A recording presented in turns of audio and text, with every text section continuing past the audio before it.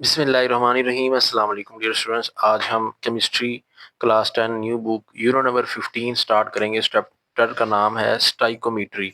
अब ये चैप्टर जो है ये क्लास 9 में भी था, लेकिन ये इसे यहाँ पे थोड़ा सा ऊपरले लेवल पे होगा, थोड़ी सी ज़्यादा चीज़ें एडवांस होंगी 9 क्लास के मुकाबले में। तो स्टिकोमेट्री क्या होती है? देखिए, स्टिकोमेट्री केमिस्ट्री की एक ऐसी ब्रांच है जिसमें ना हम सिर्फ कैलकुलेशंस करते हैं, न्यूमेरिकल होते हैं, ज़्यादातर हम सॉल्व करते हैं। ठीक है, अगर आप डेली लाइफ में इसकी एग्जांपल समझें कि जैसा कि अगर हमने कोई हमारे घर में अफराद होते हैं, हमने उनके लिए ना खाना बनाना है, ठीक है? तो हम कितनी मिकदार में गोश्त लाएँगे, कितनी मिकदार में हमें घी लेना पड़ेगा, ये हमारे रिएक्टेंट है, हमें कितनी मिकदार में हम ये रिएक्टेंट लें तो हमें कितनी प्रोडक्ट मिलेगी, इस तरह की कैलकुलेशन जैसे हम घरों में करते हैं ना, इस तरह स्टिकोमेट्री में भी हम कैलकुलेशंस ही करते हैं कि हम कितनी मिकदार में कोई रिएक्टेंट लें, रिएक्शन करवाएँ, तो कितनी मिकदार में हमें प्रोडक्ट मिलेगी। इस तरह की कैलकुलेशन हम केमिस्ट्री में करते हैं। जैसे हमने घर में कोई खाना पकाने के लिए, भई इतने लोग मेहमान इतने आ रहे हैं, तो कितनी-कितनी चीज़ें हमें लेने, कितना गोश्त लेना पड़ेगा। ज़ाहिर-सी बात है, मेहमान अगर ज़्यादा हैं तो ज़्यादा गोश्त लेना पड़ेगा। अगर चाय बनाने की बात करें, अगर 10 कप चाय बनाने हैं तो कितना दूध लेना पड़ेगा, 5 कप बनाने हैं तो कितना दूध लेना पड़ेगा, कितनी पत्ती डालनी पड़ेगी, कितनी चीनी डालनी पड़ेगी, इसकी कैलकुलेशंस करते हैं हम और फिर हम उसके हिसाब से प्रोडक्ट गेन करते हैं। तो स्टिकोमेट्री में भी हम ऐसा ही कुछ करते हैं। इसकी सबसे पहले डेफिनेशन देख लेते हैं। द ब्रांच ऑफ केमिस्ट्री, स्टिकोमेट्री एक केमिस्ट्री की ब्रांच है विच हेल्प अस, जो कि हमारी मदद करती है to calculate the amount of reactant and product by using balance chemical equation. Chemical equation balance करते हुए रिएक्टेंट और प्रोडक्ट की जो अमाउंट है वो कैलकुलेट करने वाली जो ब्रांच है उसको हम कहते हैं स्टिकोमेट्री। तो इस चैप्टर के अंदर जो सबसे पहला टॉपिक है, टॉपिक नंबर 15.1 जो कि आज हमने पढ़ना है, वो है molar volume.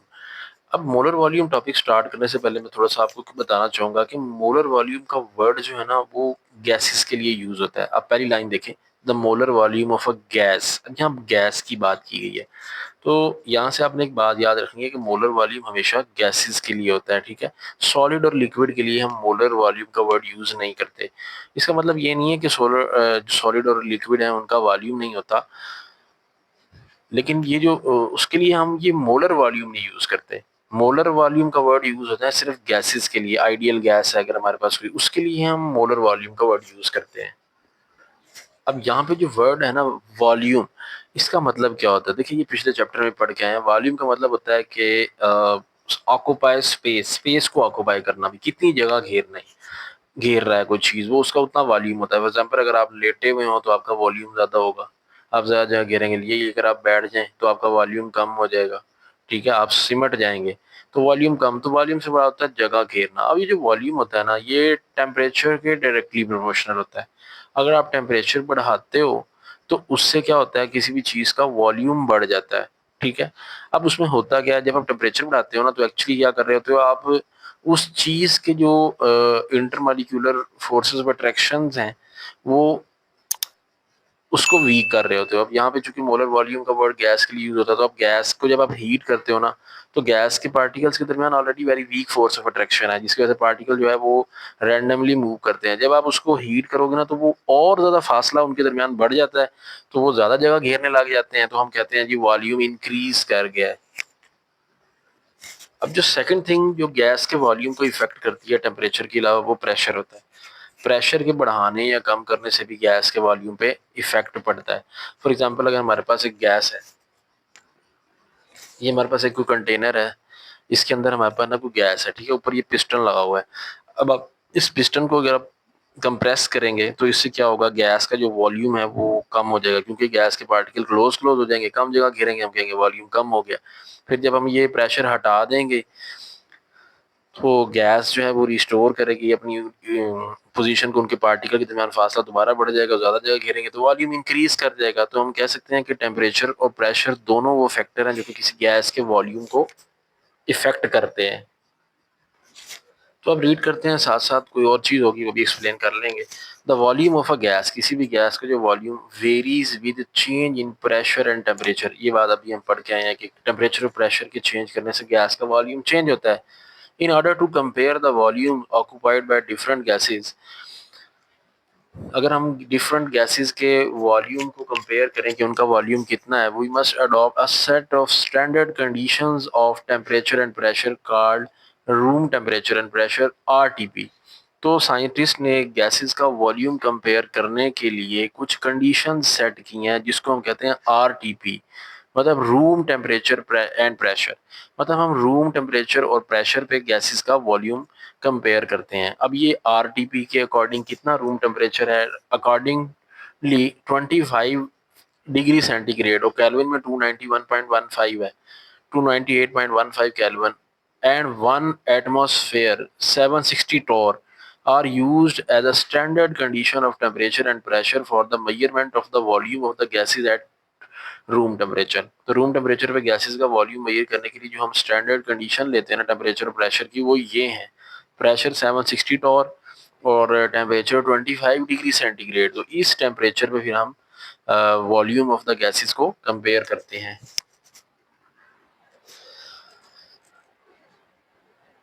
It has been found that, ये देखा गया that 1 mole of all the gases, कि जितनी भी गैसेस है ना, अगर हम उनका 1 मोल लें इस स्टैंडर्ड टेम्परेचर एंड प्रेशर पे, ठीक है, जो हमारी रूम टेम्परेचर एंड प्रेशर वाली कंडीशन है, जब हम इस टेम्परेचर पे कंडीशन अब जो है प्रेशर वाली और टेम्परेचर 25 डिग्री सेंटीग्रेड और 760 और 1 एटमॉस्फेयर प्रेशर पे जब हमने डिफरेंट गैसेस ली ना, तो सब गैसेस का जो वॉल्यूम था वो सेम था, 24 decimetre cube. This is called molar volume. तो मतलब ये हुआ कि तमाम गैसेस का इस रूम टेम्परेचर एंड प्रेशर पे जो वॉल्यूम है वो एक जैसा होता है। पर हमारे पास ना दो गैसेस है जिनको हमने ना रूम टेम्परेचर एंड प्रेशर पे ना ऑब्जर्व किया, ठीक है। एक हमने ऑक्सीजन गैस ली एक कंटेनर के अंदर, एक कंटेनर के अंदर हमने कार्बन डाइऑक्साइड गैस डाली, ठीक है।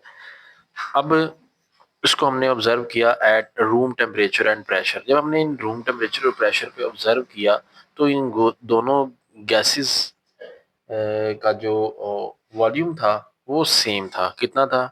24 डेसीमीटर क्यूब, ठीक है। अगरचे आप देखो ना इनके मोलर मास डिफरेंट है।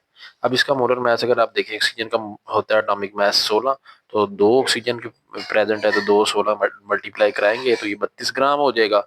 और ये कार्बन डाइऑक्साइड, कार्बन का 12 होता है, 12 जमा ऑक्सीजन का 32, तो 12 जमा 32 करेंगे तो 44 ग्राम, ठीक है। अब आप यहाँ पे देख सकते हो कि इनका मोलर मास डिफरेंट है लेकिन इनका जो वॉल्यूम है वो सेम है, ठीक है। तो यहाँ से एक बात पता चली कि मोलर मास किसी भी गैस का जो है वो वॉल्यूम को कुछ नहीं कह सकता, वॉल्यूम पे इफेक्ट नहीं करता, वॉल्यूम जो है वो सेम रहता है, ठीक है। तो अगर 32 ग्राम ऑक्सीजन प्रेजेंट है तो हम कहेंगे कि इस गैस का 1 मोल पाया जा रहा है। 44 ग्राम अगर कार्बन डाइऑक्साइड के प्रेजेंट है तो ये भी किसके इक्वल है? 1 मोल के इक्वल है। रूम टेम्परेचर और प्रेशर पे किसी भी गैस का जो वॉल्यूम है वो सेम रहता है। तो यहाँ से ना जरा मोलर वॉल्यूम की डेफिनेशन उसकी बजाय आप ये वाली लिखें, the volume occupied by 1 mole of a gas. 1 mole gas room temperature और प्रेशर पे जो वॉल्यूम ऑक्यूपाई करेगी उसको हम कहेंगे वो उसका मोलर वॉल्यूम है, ठीक है। और मोलर वॉल्यूम को रिप्रेजेंट हम करते हैं वी एम से। वी एम मोलर वॉल्यूम होता है और वो कितना है? वो है 24 डेसीमीटर क्यूब, ठीक है। तो ये मोलर वॉल्यूम की डेफिनेशन आप यहाँ से करेंगे। अगर नेक्स्ट वही बात लिखी हुई, it is worth noting that 1 mole of each gas contain the same number of molecule, occupy the same volume at same time, has different masses। ये वही बात है कि हर गैस का 1 मोल जो है उसके अंदर मॉलिक्यूल्स की तादाद सेम होती है, ठीक है, लेकिन सेम टाइम उनका जो मैस है वो डिफरेंट होता है। आपने अभी देखा मोलर मास एक गैस का 44 ग्राम है लेकिन दूसरे का 32 ग्राम है। मोलर मास अगरचे डिफरेंट है लेकिन उनका वॉल्यूम जो है वो सेम है। In other words message and size, तो हम कह सकते हैं दूसरे अल्फाज में कि साइज और मैसेज जो होते हैं ना गैस के मॉलिक्यूल्स के, do not change the volume occupied by them, तो वो उसका वॉल्यूम नहीं चेंज कर सकते, ठीक है। तो किसी भी गैस के जो मॉलिक्यूल्स का साइज और मैस है वो गैस के वॉल्यूम को चेंज नहीं कर सकता। This concept of molar volume, ये जो मोलर वॉल्यूम का कॉन्सेप्ट है, ये कहते हैं बहुत यूजफुल है बिकॉज इट एनेबल अस, क्योंकि हमें इस काबिल बना देता है calculate the moles and masses of the gases if we know their volume. तो अगर हमें किसी गैस का वॉल्यूम पता होना तो हम इसकी मदद से, मोलर वॉल्यूम वाले कॉन्सेप्ट की मदद से गैसेस का मैस भी निकाल सकते हैं और नंबर ऑफ मोल्स कैलकुलेट कर सकते हैं। तो यहाँ से कंसेप्चुअल क्वेश्चन बन सकता है कि मोलर वॉल्यूम किन फैक्टर पे डिपेंड करता है और किन पे डिपेंडेबल नहीं करता। तो मोलर वॉल्यूम डिपेंड करता है प्रेशर पे और टेम्परेचर पे, ठीक है। मोलर वॉल्यूम किन पे डिपेंड करता है, प्रेशर पे और टेम्परेचर पे डिपेंड करता है। किस पे वो डिपेंड नहीं करता, मोलर वॉल्यूम डिपेंड नहीं करता मैसेज ऑफ द गैस पे and size of the molecules of gas. Gas के मॉलिक्यूल पे साइज पे और गैस के मैस पे वो डिपेंड नहीं करता, ठीक है। अभी हमने ये देखा कि ऑक्सीजन का 32 ग्राम मैस है, इसका 44 ग्राम मैस है, लेकिन वॉल्यूम कितना है, वॉल्यूम वही 24 डेसीमीटर क्यूब है, ठीक है। 32 ग्राम भी एक मोल है, 44 ग्राम भी एक मोल है, ठीक है। तो जो भी मतलब मोलर वॉल्यूम है वो डिपेंड मैस गैस पे, गैस के मैस पे डिपेंड नहीं करता, साइज ऑफ गैस मॉलिक्यूल पे भी डिपेंड नहीं करता। अब इससे रिलेटेड कुछ एग्जांपल यहाँ पे गिवन है, बड़ी इंपॉर्टेंट एग्जांपल्स हैं ये। आपने ज़रा थोड़ी देर वीडियो पे फोकस करना है, आपकी एग्जांपल अभी क्लियर हो जाएंगी। निहायत आसान है, सिर्फ एक फार्मूला याद रखना है, बस एग्जांपल क्लियर हो जाएंगी आपको। इसमें पहले की स्टेटमेंट पढ़ते हैं, साथ साथ फिर मैं आपको समझा भी देता हूँ। Calculate the number of moles of nitrogen gas, हमने नाइट्रोजन गैस के मोल्स निकालने हैं, ठीक है। कब निकालने हैं, जब उसका वॉल्यूम जो है वो कितना है 2.5 डेसीमीटर क्यूब है एट रूम टेम्परेचर और प्रेशर। वॉल्यूम हमें दे दिया उन्होंने रूम टेम्परेचर और प्रेशर पे, हमने उसके नाइट्रोजन के मोल्स निकालने हैं, कितने होंगे। तो आप जस्ट गिवन डाटा लिखें, वॉल्यूम ऑफ नाइट्रोजन हमें उन्होंने खुद दे दिया न्यूमेरिकल के अंदर 2.5 डेसीमीटर क्यूब है। मोलर वॉल्यूम हमें पता है किसी भी गैस का जो मोलर वॉल्यूम है रूम टेम्परेचर प्रेशर पे वो सेम होता है कितना 24 डेसीमीटर क्यूब, अगर उसका एक मोल प्रेजेंट है, ठीक है। तो यहाँ पे नाइट्रोजन का एक मोल प्रेजेंट है तो हम उसका वही वॉल्यूम ले लेंगे 24। अब नंबर ऑफ मोल्स हमने निकालने हैं, तो नंबर ऑफ मोल्स निकालने का ये फार्मूला बस आप याद रख लें। नंबर ऑफ मोल्स कैसे निकालते हैं, volume of gas at room temperature pressure को डिवाइड करवा देना उस गैस के मोलर वॉल्यूम पे, ठीक है। तो नंबर ऑफ मोल्स आपने निकालने हैं, ये साथ वैसे लिख लें, नंबर ऑफ मोल्स ये ऐसे लिख लें। अब volume of gas room temperature पे उन्होंने खुद बता दिया नाइट्रोजन का कितना है 2.5 है, divided by molar volume gas का कितना होता है वो 24 है। अब 2.5 को कैलकुलेटर पे उठा के इसको ना डिवाइड करा दें 2.5 को 24 पे, 2.5 डिवाइडेड बाय 24 किया तो 0.10 हमारे पास आ गया, ठीक है। तो नंबर ऑफ मोल्स कितने आ गए 0.10 मोल। बस आपने ये फार्मूला ज़हन पे रखना है। तो यहाँ पे बुक पे उन्होंने ना थोड़ा मुश्किल तरीके से की हुई है, आप उसको छोड़ें, आप जो मैंने आपको मेथड कराया वो करें क्योंकि आंसर सेम ही आ रहा है 0.10। दूसरा, calculate the volume of 0.5 mole of hydrogen at RTP. तो हमने वॉल्यूम अब निकालना है 0.5 मोल ऑफ हाइड्रोजन हमें उन्होंने बता दिया है एट आरटीपी, तो आपने वॉल्यूम निकालना है अब, ठीक है जी। अब हमें ना उन्होंने नंबर ऑफ मोल्स खुद दिए हैं, पहले हमने नंबर ऑफ मोल निकालने हैं, ठीक है। अब हमें नंबर ऑफ मोल्स उन्होंने बता दिए हैं वो 0.5 है, वॉल्यूम हमने निकालना है। तो सिंपली आप गिवन डाटा लिखें, नंबर ऑफ मोल्स कितने हैं 0.5 हमें हाइड्रोजन के बताए हैं, तो मोलर वॉल्यूम कितना है, मोलर वॉल्यूम तो 24, ये तो फिक्स है, हमें पता है कि रूम टेम्परेचर और प्रेशर की जब भी बात होगी ना तो मोलर वॉल्यूम 24 ही आएगा। तो वॉल्यूम ऑफ हाइड्रोजन वो आपने निकालना है, ठीक है जी। तो नंबर ऑफ मोल्स फार्मूला हमारे पास क्या है, volume of gas divided bye उस मोलर वॉल्यूम। तो अब आपने वॉल्यूम निकालना है यहाँ पे, तो वॉल्यूम ऑफ हाइड्रोजन हमने निकालना है, तो मोलर वॉल्यूम डिवाइड हो रहा है उधर जाके मल्टीप्लाई हो जाएगा, तो वॉल्यूम ऑफ हाइड्रोजन को हम सेपरेट कर लेंगे, volume of hydrogen is equal to formula बन जाएगा number of mole multiply by molar volume. तो मोलर वॉल्यूम मल्टीप्लाई करा दें नंबर ऑफ मोल से, तो मोलर वॉल्यूम कितना है 24 है, multiply by number of moles कितने हैं 0.5 है। तो कैलकुलेटर उठाएं 24 मल्टीप्लाई बाय 0.5 करें, आपके पास आंसर आ जाएगा 12, ठीक है जी। तो 12 डेसीमीटर क्यूब ये हमारे पास आ जाएगा जी वॉल्यूम ऑफ हाइड्रोजन। देखिए कितने आसान न्यूमेरिकल।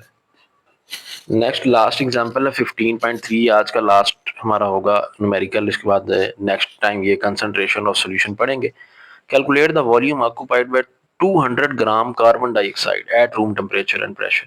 तो फिर हमने वॉल्यूम ही कैलकुलेट करना है 200 ग्राम कार्बन डाइऑक्साइड का रूम टेम्परेचर और प्रेशर पे। तो इसका गिवन डाटा में लिखेंगे क्योंकि हमें उसने दिया है कार्बन डाइऑक्साइड का मैस, तो मैस ऑफ कार्बन डाइऑक्साइड 200 ग्राम, ये आप लिख देंगे। मोलर वॉल्यूम तुम्हें पता है वो रूम टेम्परेचर प्रेशर पे 24 ही लेना है।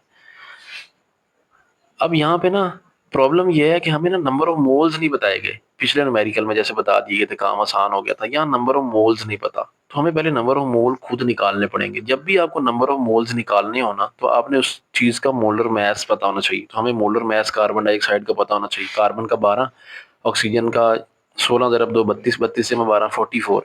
तो मोलर मैस कार्बन डाइऑक्साइड का 44 ग्राम, ये आपने लिख लेना है। अब हमने जो निकालना है ना, वो है वॉल्यूम ऑफ कार्बन डाइऑक्साइड, ठीक है। अब अगर आप देखें ना, यहाँ पे हम ना डायरेक्ट वो वाला फार्मूला नहीं लगा सकते, number of moles is equal to volume of the gas बटा molar volume of the gas, क्योंकि हमें नंबर ऑफ मोल्स नहीं पता। तो पहले ना आपको नंबर ऑफ मोल्स निकालना पड़ेंगे। तो सबसे पहले हम निकालते हैं number of moles. Number of moles, number of moles कैसे निकलते हैं? नंबर ऑफ मोल्स निकालने का फार्मूला होता है mass of gas divided by molar mass, mess divided by molar mass. अब मैस आपके सामने गिवन है, कितना है वहां से उठा के लिख लें 200। मोलर मैस वो भी कितना है हमें पता है 44 है। तो 200 को डिवाइड करें 44 पे, ताकि आपके पास नंबर ऑफ मोल्स आ जाए। तो देखिए भाई 200 डिवाइड किए 44 पे, तो हमारे पास आगे नंबर ऑफ मोल 4.5454, 4.5454, ये हमारे पास आ गए नंबर ऑफ मोल्स। अब हम फार्मूला ये वाला यूज करेंगे जो हमारा मेन फार्मूला है, number of mole is equal to volume of gas divided by molar volume. अब वॉल्यूम ऑफ गैस आपने फाइंड करना है, मोलर वॉल्यूम इधर जाके मल्टीप्लाई हो जाएगा। तो वॉल्यूम ऑफ गैस हमारे पास आ जाएगा, volume of gas is equal to molar volume multiply by number of mole, multiply by number of mole. तो नंबर ऑफ मोल से इसको मल्टीप्लाई करा देंगे। तो मोलर वॉल्यूम कितना है? मोलर वॉल्यूम ये देखिए ऊपर, ये आपको अब नजर आ रहा होगा 24, मोलर वॉल्यूम 24 है। तो यहाँ पे मोलर वॉल्यूम की जगह 24 आ जाएगा, multiply by number of moles ये अभी ऊपर निकाले 4.5454। ठीक है, अब ये 4.5454 को 24 से मल्टीप्लाई करा दें, तो ये आप देखिए आपके पास आंसर आ जाएगा 109। तो हमारे पास वॉल्यूम ऑफ कार्बन डाइऑक्साइड कितना आ गया 109, और वॉल्यूम का यूनिट होता है डेसीमीटर क्यूब। लेकिन ये एग्जांपल सारी कंप्लीट होगी। उम्मीद है वीडियो को पसंद आई होगी। वीडियो पसंद आई इसे लाइक करें। इस चैनल पर केमिस्ट्री के साथ साथ मैथ और फिजिक्स के भी लेक्चर अपलोड होते हैं, उनको भी देखा करें। चैनल पर नए हो तो चैनल को सब्सक्राइब कीजिएगा। मिलते हैं नेक्स्ट वीडियो में जल्द। अपना ख्याल रखिएगा। अल्लाह हाफिज़।